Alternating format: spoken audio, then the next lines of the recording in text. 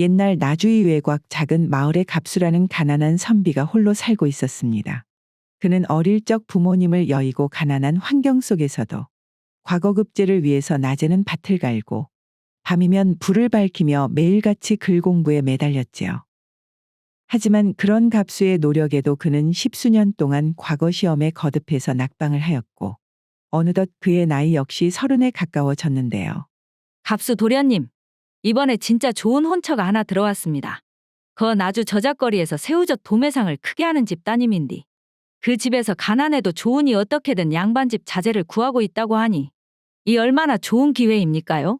어르신, 안 그래도 올가을 시험이 마지막이라고 생각하고 준비를 하고 있는 터라 제가 그 혼사는 아직 생각이 없구만요. 하이고, 그렇게 벌써 몇 번이나 낙방을 하셔놓고 아직도 그러십니까? 도련님께서 계속해서 고집을 피우시다가 정말 혼사를 영영 놓치게 될까 그것이 걱정이구만요. 이제 나이도 곧 30 아닙니까요? 아, 어르신께서 저를 염려해 주시는 것은 정말로 감사드리지만 이번에는 정말로 올 가을이 마지막이라고 생각을 하고 딱 한 번만 더 도전을 해보고 싶구만요. 아, 그래도 제가 과거 급제를 하는 것이 우리 부모님의 마지막 소원 아니었습니까요? 내 그 사정을 모르는 것은 아니지만서도 가뜩이나 형편이 어려워 농사일을 하지 않고는 공부도 못하는 양반이 그 사람이 안 되는 일은 좀 포기할 줄도 알고 타협할 줄도 알아야지. 이처럼 자신에게 오는 혼사마저 전부 거절한 채로 이번이 마지막이라는 생각으로 과거를 준비를 한 갑수. 시간은 흘러 마침내 갑수의 마지막 과거 시험 날짜가 가까워지자 그는 먼 길을 떠나기 위해 짐을 챙기고는 집을 돌아보며 굳은 다짐을 하였습니다. 아버지 그리고 어머니, 제가 꼭 과거에 급제를 해서 자랑스럽게 돌아오겠습니다. 그렇게 갑수의 한양으로의 마지막 과거 시험행이 시작이 되었지요. 하루는 나주를 떠난 갑수가 전주를 지나고 논산의 계룡산자락쯤에 도착을 했을 때였습니다. 날씨는 가을이 깊어가고 있어 산바람이 조금 싸늘하기는 했으나 걷기에는 더없이 좋은 날씨였지요. 그때였습니다. 한참을 숲속을 걷던 갑수의 귀에 어디선가 다급한 목소리가 들려와 갑수는 걸음을 멈추고 귀를 기울였지요. 이것이 사람 소리 아닌가? 조심스럽게 소리를 쫓아 숲을 사이로 몸을 숨기고 살며시 다가가 보니 글쎄 복면을 쓴 산적이 한 선비를 위협하고 있는 것 아니겠습니까? 내 이미 가지고 있는 모든 돈을 들였으니 제발 좀 살려주시오. 갑수는 그 모습을 보고는 괜히 끼어들었다 자신마저 위험해질까 두려웠지만 그래도 불의를 보고 넘기는 것은 선비의 도리가 아니라 생각을 하며 이내 마음을 가다듬고 그 산적을 향해 소리쳤습니다. 여기요, 여기 있어이다. 그 선비님이 여기에 있구만요. 뭐시여? 혼자라고 들었는데 일행이 더 있었더냐? 산적은 당황한 나머지 돈 보따리만 챙겨 쏜 살같이 숲속으로 달아나 버렸고 가까스로 위기를 모면한 선비는 갑수를 바라보며 안도의 한숨을 내쉬었습니다. 아이고 선비님, 제가 하마터면 목숨을 잃을 뻔했습니다요.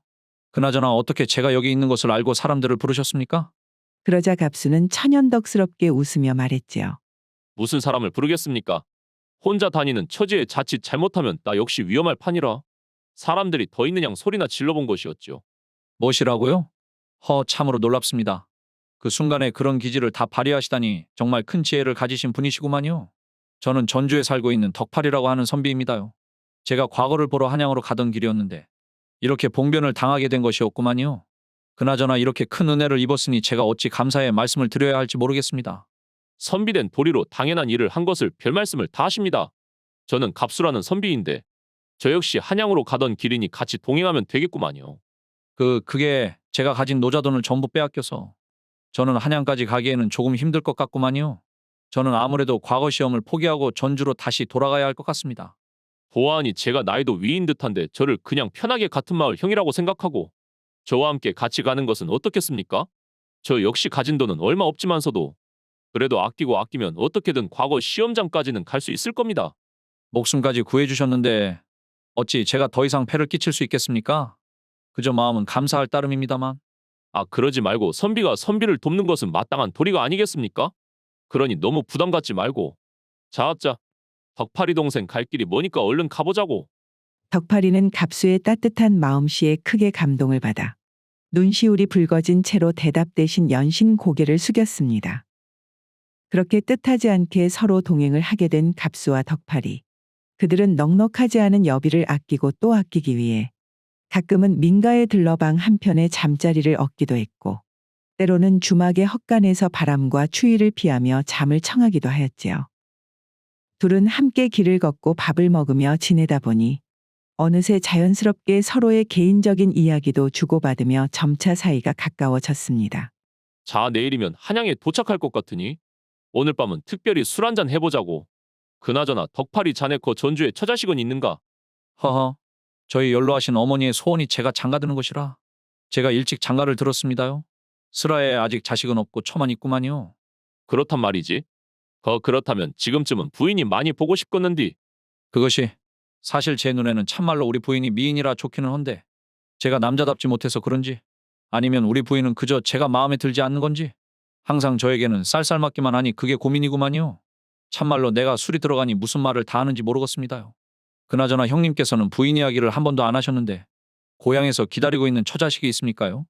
덕파리의 물음에 갑수는 고개를 천천히 저으며 대답했습니다. 우리 집안이 선비 집안이기는 하나 우리 조부님 때부터 아버지까지 전부 과거 시험에 급제하지 못하여 바로 과거 급제가 우리 조부님부터 이어져 온 집안의 소원이라서 내 여적 혼자서 낮에는 일을 하며 밤에는 계속해서 과거 준비를 하느라 장가를 못 들었구만. 그랬구만요. 형님께서 이번에 과거 급제를 꼭 이뤘으면 좋겠습니다요. 참말로. 그나저나 형님 우리가 이렇게 만난 것도 인연인데 이참에 우리가 의형제를 맺는 것은 어떻겠습니까? 그거 좋은 생각이구만.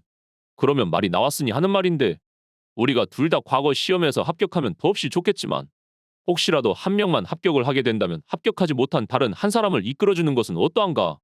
아이고 형님 그거 정말로 좋은 생각입니다요.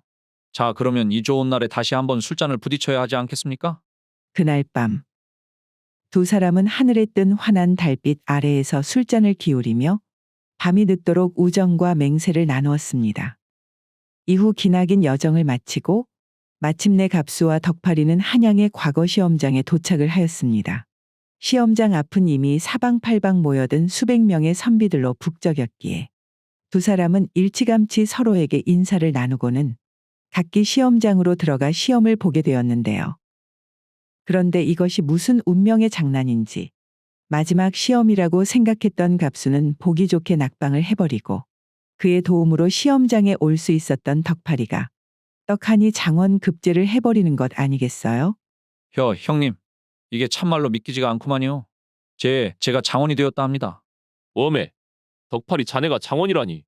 내 여태까지는 자네를 그저 쑥맥으로만 보았는데 자네야말로 천재였구만 그래. 그나저나 참으로 축하하네 덕팔이 자네.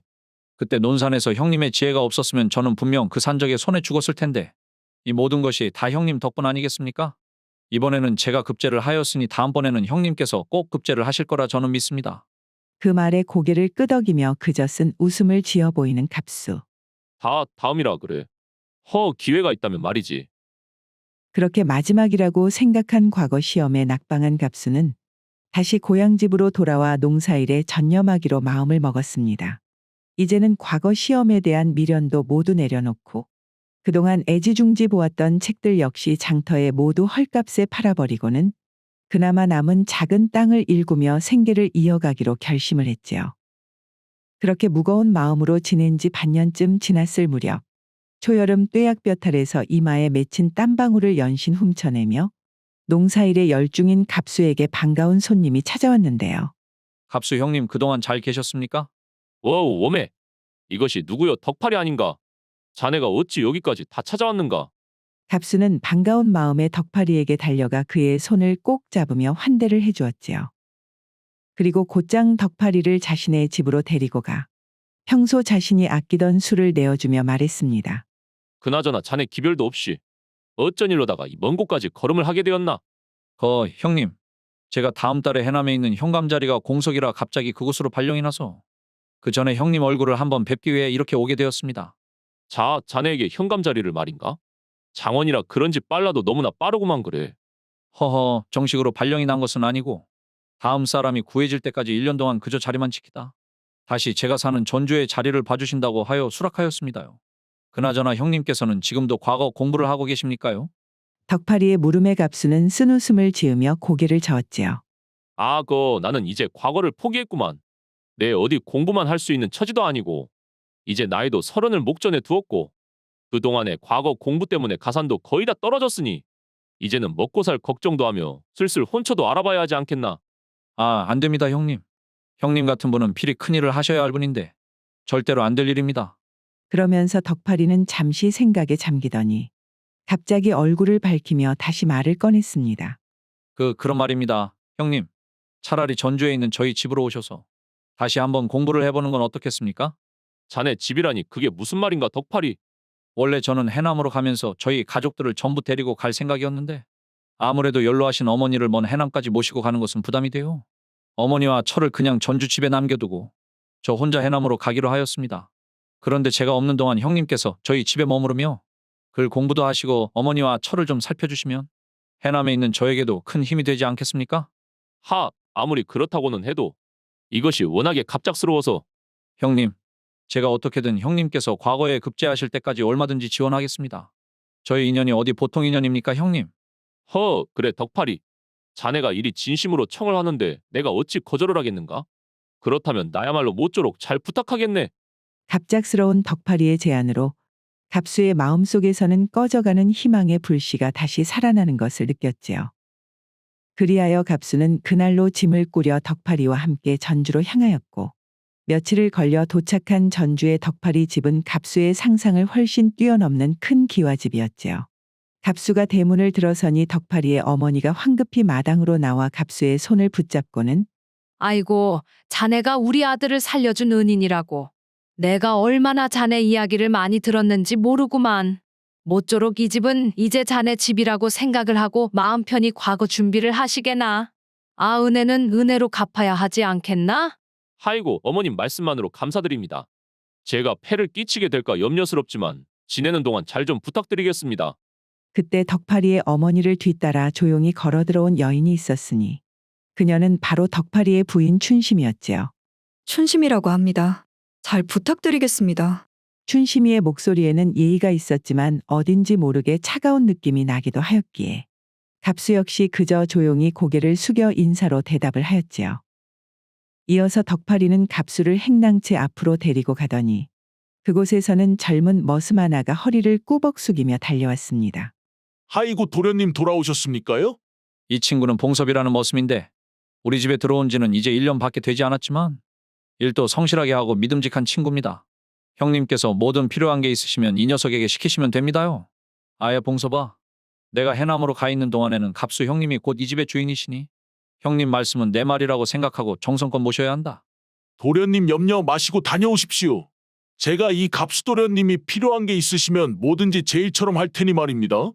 갑수는 자신을 반기는 덕팔이 가족들의 모습에 마음 한켠이 묘하게 따뜻해졌지요. 그리하여 갑수는 덕팔이의 집에 머물며 다시금 붓을 들 준비를 하게 되었습니다.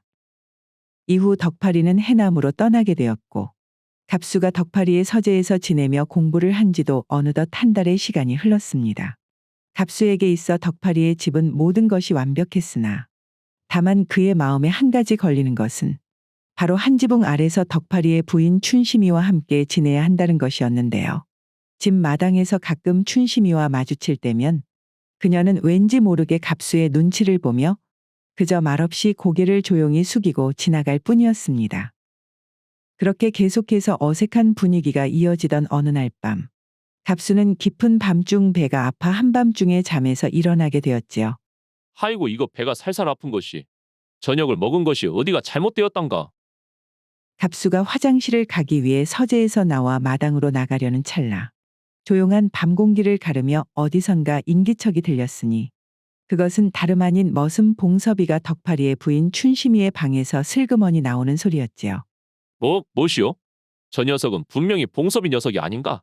아니 저 녀석이 무슨 일로 재수씨 방에서 나오는 것이란 말인가?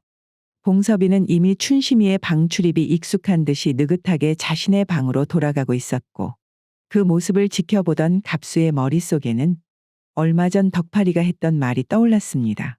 형님이 저희 집에 지내면서 집안도 살펴주시면 제가 해남에 있어도 마음이 놓일 것 같습니다. 그래 나도 이 집에 얹혀 지내는 이상 우리 덕팔이 동생에게 밥값은 해야 되겠구만. 너무나도 느긋해 보였던 봉섭이의 모습을 수상쩍게 느꼈던 갑수는 이후 낮에는 글 공부에 집중하다가도 밤이 되면 일부러 호롱불을 끄고 잠드는 척하며 조용히 마당을 관찰하였습니다. 그렇게 갑수가 계속해서 마당을 관찰하기를 사흘째. 아니나 다를까 봉섭이의 그림자가 다시 춘심이의 방을 향해 슬그머니 다가가는 것을 볼 수 있었지요. 꼬리가 길면 밟힌다더니 이 녀석이 결국 다시 꼬리를 밟히는구나. 갑수는 조용히 자리에서 일어나 신발도 신지 않은 채 조심스레 소리를 죽여 춘심이의 방 앞으로 다가가 숨을 참으며 창호문 앞에 귀를 가져다 댔지요. 방 안에서는 남녀가 정을 통하는 소리가 너무도 적나라하게 들려오고 있었고 잠시 후 두 사람의 숨소리가 잦아들자 춘심이 나지막하게 말을 꺼냈습니다. 확실히 우리 서방하고는 차원이 다르구만. 내 다른 것은 다 참아도 구실 못하는 서방하고는 도저히 못 살겠었는데 어찌 보면 해남으로 멀리 발령을 가버렸으니 오히려 잘된 일이야. 그나저나 지난번 그 과거 시험 보러 갈 때 처리를 확실하게 했어야 하는 것인데 괜히 돈만 날렸구만요. 그 강진에 사는 송춘이라고 했나? 이제 우리 서방이 해남으로 갔으니 그 자객을 또 써보는 것은 어떤가? 괜찮겠습니까, 마님? 그자에게 일을 맡기시려면 또 돈이 솔찬히 들 것인데 말이어요. 아, 그자가 우리 서방만 처리를 해결해주면 이 집안의 재산이 우리 것이 될 터인데 그깟 돈이 문제가 되겠느냐? 허허, 듣고 보니 그렇구만요, 마님. 아, 지난번에야 저 갑수란 자가 갑자기 끼어드는 차에 일이 틀어졌지만 이번에는 그런 일 없이 다음 어두운 금음날 밤에 반드시 처리할 수 있도록 제가 확실히 그 송춘이에게 일러두겠습니다. 문 밖에서 이 모든 이야기를 듣고 있던 갑수는 너무나 큰 충격에 온몸이 부들부들 떨리고 눈앞이 캄캄해졌지요. 이것이 단순한 불륜이 아니구만. 덕파리를 죽이려고 이런 끔찍한 음모를 꾸미고 있었다니. 이 일을 어쩌면 좋단 말인가? 안 그래도 덕파리 녀석은 부인을 끔찍하게 생각하는데 그 부인이 자기를 죽이려 했다는 것을 알게 되면 또 얼마나 충격을 받을꼬. 분명 덕파리 같은 여린 마음으로는 감당을 하지 못할 것이구만. 안 되겠다. 이 일은 아무래도 덕파리 녀석 모르게 내가 직접 처리를 해야겠구만. 다음 날 아침 갑수는 춘심이에게 고향에 일이 있어 잠시 다녀온다고 하고는 덕파리의 집을 나섰습니다. 춘심이는 그저 차가운 눈빛으로 고개를 끄덕일 뿐이었고 봉섭이 역시 어깨를 으쓱하며 별다른 반응을 보이지 않았지만 그들은 꿈에도 생각지 못했습니다. 갑수의 행선지가 나주가 아닌 바로 해남이라는 것을 말이지요. 그리하여 며칠 뒤 갑수는 일부러 금음날에 맞춰 덕파리의 관사를 찾게 되었고 아니 갑수 형님. 어찌 이 먼 곳까지? 글 공부가 막히기도 하고 덕파리 자네가 보고 싶기도 해서 내 여기까지 찾아왔구만. 덕파리 자네 오랜만에 술 한잔 할 수 있겠는가? 갑작스러운 갑수의 반가운 방문에 덕파리는 곧바로 술상을 준비하였고 한 병 두 병 갑수는 쉬지 않고 술을 따르며 덕파리에게 권하였지요. 아이고 형님, 저 이제 정말 못 마시겠습니다. 머리가 빙글빙글 다 도는구만요. 자네 내 정성을 무시하겠다는 건가? 내가 이 먼 길 걸어와 오직 자네를 보기 위해 왔는데 술 한 잔도 제대로 못 받는다니 내 섭섭하구만 그래. 그 말에 덕파리는 이기지도 못하는 술잔을 다시 들었고 몇 번의 술잔이 더 오간 뒤 결국 그는 술에 취해 의식을 잃고 쓰러지고 말았습니다. 덕파리가 쓰러지자 갑수는 그를 부축하여 손님방으로 옮기고는 자신은 다시 덕파리의 방으로 가 그의 관복으로 옷을 갈아입고 방 안에 호롱불을 끈 채 어둠 속에서 숨을 죽이며 자객을 기다렸지요. 이후 얼마나 시간이 지났을까요? 방문 밖에서 발소리가 살금살금 들리더니 이내 방문이 살며시 열리고 어둠 속에 그림자 하나가 방으로 들어왔습니다. 그 순간 갑수는 낮고 위험 있는 목소리로 소리쳤지요.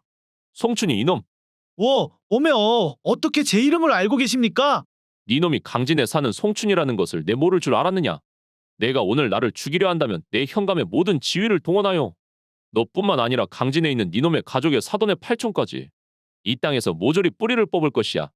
가족이라는 말이 나오자 송춘은 다리에 힘이 풀리며 방에 털썩 무릎을 꿇고 앉아 갑수에게 빌었습니다. 하이고 나리, 이것은 제가 돈 때문에 저 혼자서 한 일이지. 저희 가족은 아무런 죄도 없습니다. 제발 저희 가족만은 살려주십시오. 네가 살 수 있는 방법이 하나가 있기는 하다만 네가 그것을 해낼 수 있을지는 모르겠구나. 나리, 제가 뭐든지 목숨을 바쳐서 하겠구만요. 저희 가족만 살려주신다면 이 목숨 아깝지 않습니다요. 이미 니놈이 사람을 죽이기 위해 칼을 뽑은 이상 그것을 거둘 수는 없는 노릇이지. 대신 그 칼 끝에 방향을 조금 바꿔야겠다. 내 놈에게 이 일을 사주한 놈의 목을 베어 상자에 넣고 정확히 일주일 뒤 영암 월출산 아래 학산면에 있는 미륵당 불상 뒤에 가져다 놓거라. 그리하면 내 니놈의 죄를 묻지 않고 네 가족의 목숨도 보전해 주겠다. 알겠습니다요, 나리. 제가 무슨 일이 있어도 반드시 그자의 머리를 그 미륵당에 가져다 놓겠습니다요.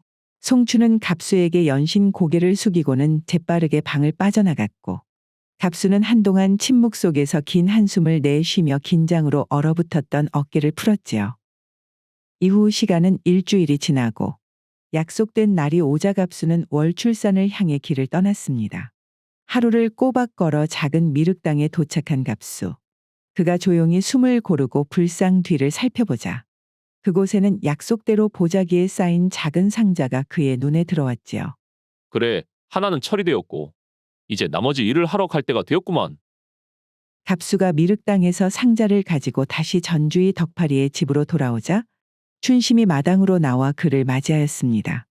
그녀의 안색은 갑수가 집을 나설 때보다 훨씬 어두워져 있었지요. 갑수 오라버니 돌아오셨군요. 나주에서는 별일 없으셨는지요? 갑수는 별다른 내색 없이 손에 든 보자기를 춘심이에게 내밀며 말했습니다. 아, 오는 길에 잠시 해남에 들러 덕파리를 만났는데 덕파리가 자네에게 이 상자를 꼭 전해달라고 부탁하더구만. 거 귀한 것이니 다른 사람 몰래 자네 혼자 방 안에서만 조심히 열어보라는데 하이고 덕파리 그 녀석 해남에 가서도 자네를 아주 끔찍하게 생각하는구만. 춘심이는 덕파리의 이름이 나오자 순간 당황하며 말을 더듬기 시작하였지요. 저희 서방님께 다녀오셨다고요? 이것이 대체 무엇이길래? 글쎄 나도 잘 모르겠구만. 그저 덕파리가 꼭 자네에게 직접 전해달라고 했으니 그리 아시게나. 그나저나 봉섭이 녀석이 보이지를 않는데 혹시 어디 갔는가? 그게 몸이 안 좋은지 며칠 전 고향집에 갔다가 아직 돌아오지 않고 있습니다요. 그래? 거 얼른 좋아져서 돌아와야 할 텐데. 갑수가 아무 일도 없다는 듯 태연하게 서재로 향하자 춘심이는 긴장되는 마음으로 품에 상자를 가지고 자신의 방으로 들어갔습니다. 그리고 춘심이 방문을 꼭 닫고서는 조심스레 보자기를 풀며 내용물을 확인하는데 와, 어메, 이것이 도대체... 그날 밤 춘심이는 두려움에 휩싸인 채 집안의 모든 이들이 잠든 틈을 타 몰래 마당 끝 감나무 옆으로 가 땅을 파고는 상자를 깊이 묻었고 도대체 이것이 어떻게 된 일이라냐. 자객 송춘이의 머리도 아니고 어찌 봉섭이의 머리가... 서재에서는 창호문 뒤로 갑수가 그녀의 모든 행동을 지켜보고 있었습니다. 지금껏 순하기만 하고 어리숙하다고 생각했던 남편 덕파리가 자신이 짜놓은 계략들을 훤히 다 파악하고 있었다고 생각하니 그날 이후로 춘심이는 하루하루를 극심한 공포 속에서 보내야 했습니다. 와, 어메, 우리 서방님이 이렇게 무서운 사람인 줄은 내 꿈에도 몰랐구만 그래. 그나저나 우리 서방님께서 임기를 마치고 돌아오시면 그러면 나는 도대체 어떻게 될지 모르겠구만. 그렇게 춘심이 하루하루를 두려움 속에서 지내다 보니 그녀의 몸은 점점 쇠약해져만 갔고 시간이 흘러 덕파리가 임기를 마치고 돌아오기 한 달 전쯤에는 그녀의 몸은 아무것도 먹지도 못할 만큼 약해져 거의 죽기 직전까지 내몰리고 있었습니다. 그리고 그 모습을 내내 지켜보고 있었던 갑수는 마치 기다렸다는 듯이 며칠 동안 집을 나섰다가 또다시 손에 보자기를 들고 다시 돌아와서 춘심이의 방을 찾았습니다. 재수씨, 내 워낙에 재수씨의 상태가 좋지 않아 보여서 잠시 덕파리에게 다녀왔는데 글쎄 그 녀석이 꼭 이것을 재수씨에게 전해달라고 하였구만. 재수씨께서 열어보면 그 의미를 아실 거라고. 그 말을 남기고 갑수가 조용히 방문을 닫고 나가자 춘심이는 이전 보자기의 기억이 강렬하게 남아있었기에 두려운 마음으로 보자기의 끈을 풀고 안을 들여다보았습니다. 그리고 춘심이 내용물을 확인한 순간 그녀의 눈에서는 뜨거운 눈물이 흘러내렸지요. 그 안에는 다름 아닌 보약이 들어있었기 때문이었습니다. 세상에 얼마나 마음이 넓은 사람이면 이렇게 자신을 죽이려고까지 한 부인에게 다시 살라고 기회를 줄 수가 있단 말입니까? 네, 여태 당신이 이렇게까지 큰 사람인 줄은 꿈에도 생각을 못했구만요. 그 보약을 본 순간 춘심이의 마음속 깊숙한 곳에서 자신을 용서해준 남편에 대한 고마움과 미안함이 본물처럼 솟아났고 그동안 자신을 짓누르던 덕파리에 대한 공포감 역시 조금씩 덜어지는 것이 느껴졌습니다. 사실 갑수가 사다 준 그 약은 그저 근처 약재상에서 구한 싸구려 보약이었지만 춘심이는 그 약을 다려 마시고는 거짓말처럼 다시 기운을 차릴 수가 있었지요. 이후 마침내 덕파리가 해남에서의 임기를 무사히 마치고 전주 집으로 돌아왔습니다. 그는 자신이 집 안으로 들어서자마자 자신을 극진히 맞아주는 부인 춘심이 달라진 모습에 놀라움을 금치 못하였지요. 서방님, 그동안 그 먼 곳에서 얼마나 고생이 많으셨습니까요? 제가 서방님께서 좋아하시는 장국이랑 너비아니를 준비해 놓았으니 얼른 안으로 드시지요. 그렇게 새침하고 자신을 깔보기만 했던 그녀가 이제는 다정하고 세심한 부인으로 완전히 달라져 있었던 것이었지요. 그런 부인의 달라진 모습에 크게 만족한 덕파리는 이후 갑수와 사랑채에서 술 한잔을 나누며 오랜만에 회포를 풀었습니다. 형님, 사람이 이렇게 달라질 수도 있다는 것이 참 신기하구만요. 그 새침하던 우리 부인이 제가 1년 동안 해남에 가서 억지로 독수 공방을 시킨 덕분인지 요즘은 어찌나 나를 극진히 대하는지 참으로 기가 막히고 감사할 따름입니다. 제가 지난 1년 동안 해남에서 겪었던 고생이 이런 식으로 보상받을 줄은 꿈에도 몰랐구만요. 덕파리의 말을 들은 갑수는 시치미를 뚝 떼며 미소로 화답하였지요. 허, 그게 다 자네 그 인품 덕분이 아니겠는가? 그동안 재수 씨가 자네 없이 얼마나 쓸쓸했겠나? 1년 동안 혼자서 시간을 보내며 자네의 소중함을 뼈저리게 깨달은 것이 아니겠느냐 말이지. 자, 그럼 자네가 돌아온 기념으로 오늘도 제대로 한번 마셔보세나. 아이고 형님, 지난번 해남에 오셨을 때도 형님께서 어찌나 술을 권하셨는지 그 다음날 해가 중천에 떠 있을 때까지 일어나질 못했습니다요. 오늘은 제발 좀 살살 봐주셨으면 합니다요. 그래, 알았네, 알았어. 그나저나 자네가 이렇게 행복한 모습을 보니 나까지 덩달아 기분이 좋아지는구만. 그래. 자, 얼른 술잔을 들게 이 친구야. 갑수는 그렇게 말하며 덕파리와 함께 술잔을 부딪혔고 사랑채에 가득한 두 사람의 웃음소리는 밤이 깊도록 끊이지를 않았지요. 그 후로 덕파리의 집에서 든든한 지원을 받으며 학문에 정진할 수 있었던 갑수는 이듬해 그토록 권하던 과거 시험에서 급제를 하여 나주로 금이환양할 수가 있었습니다. 그리고 덕파리는 갑수가 과거에 합격했다는 소식을 전해 듣고는 한달음에 나주에 있는 갑수의 집을 찾아 축하를 해주었지요. 형님, 내 형님께서 반드시 합격하실 줄 알고 있었습니다요. 어머니께서도 형님 소식에 눈물을 흘리시며 기뻐하셨구만요. 덕팔이, 참말로 고맙구만. 내 한때는 정말 포기하려고 했는데 자네 덕분에 마침내 우리 조상님들 볼 면목이 생겼구만. 내 이 은혜 평생 잊지 않겠네. 이후 갑수가 관직에 들어선 이후로도 둘은 계속해서 우정을 이어가게 되었고 갑수는 세상을 떠나는 날까지 춘심이에 대한 비밀을 혼자서 마음속에 간직한 채로 결코 덕파리에게 털어놓지 않았다고 합니다.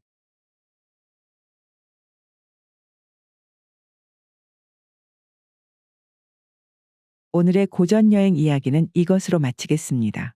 오늘도 부족하지만 긴 영상 봐주신 여러분들께 감사드리며 항상 가정의 평안이 깃들기를 바라겠습니다.